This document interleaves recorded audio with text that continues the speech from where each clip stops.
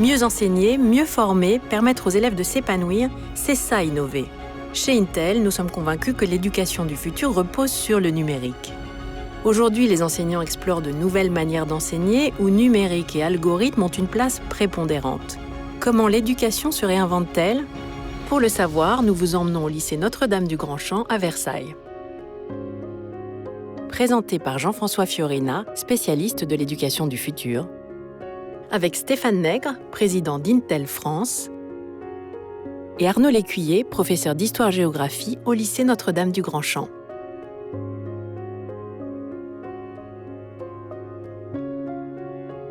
Stéphane Nègre, bonjour. Vous êtes président d'Intel France. Parmi les nombreux programmes que vous proposez, il y a le programme Skills for Innovation. Est-ce que vous pourriez nous en dire un petit peu plus en quoi ça consiste ?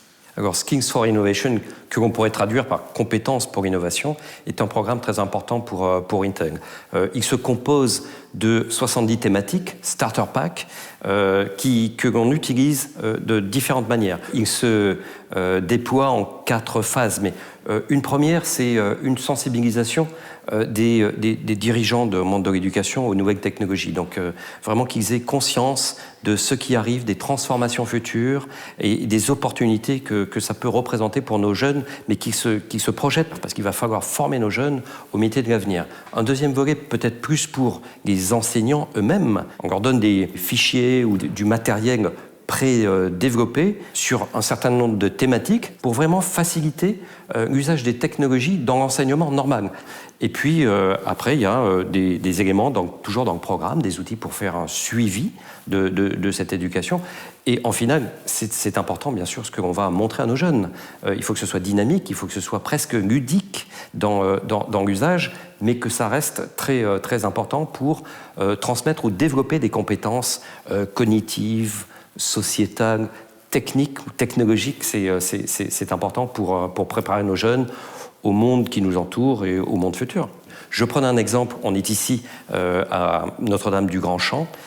Il a été utilisé un des starter packs, celui qui concerne la conversation robotique ou chatbot, pour le mettre au profit de cours de grammaire dans une classe de langue moderne, ce qui rend l'éducation, l'usage de ce contenu bien plus ludique et plus transparent, plus facile pour les élèves. Merci, que d'évolution, que de perspective. Je crois que maintenant, on va aller encore plus dans le concret en voyant les applications et l'usage qu'en fait Arnaud Lécuyer dans son cours.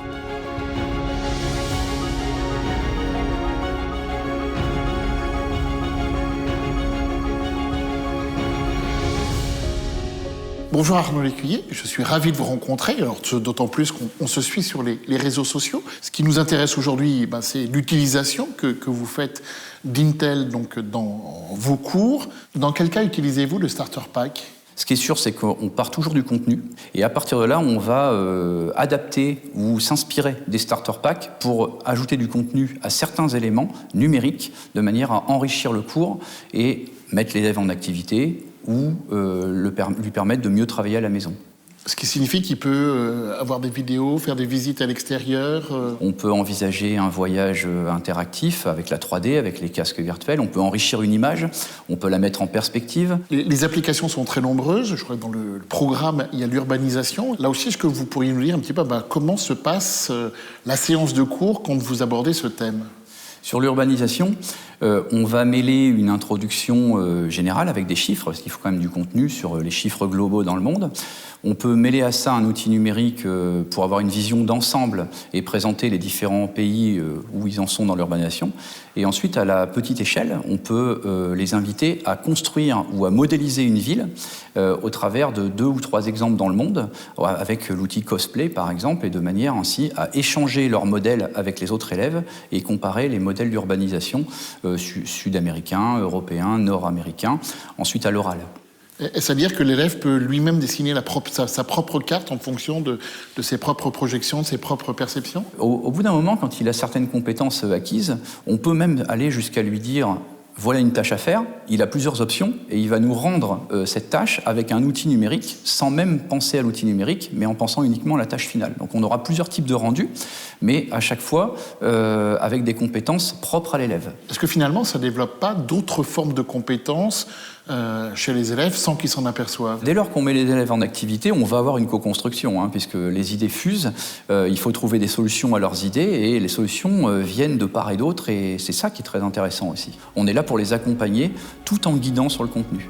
Merci, je crois qu'on voit bien, c'est comment accompagner les élèves pour qu'ils réussissent encore plus, et puis en permettant aux profs d'exercer encore plus ce qui fait le sens de leur métier, de la pédagogie et le sens de la transmission.